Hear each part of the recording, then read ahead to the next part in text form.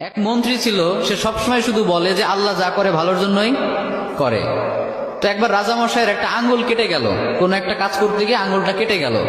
ওই টাইমে মন্ত্রী গিয়ে বলে, রাজামশাই মন খারাপ করবেন না, ডোন্ট বি আপসেট, আল্লাহ যা করে ভালোর জন্যই করে। এবার রাজামশাই তো রেগে গেছে যে এতদিন একা একা বকবক করতে কিছু বলি নাই, আমার আঙ্গুল কেটে গেল, এখানে ভালোর কি আছে?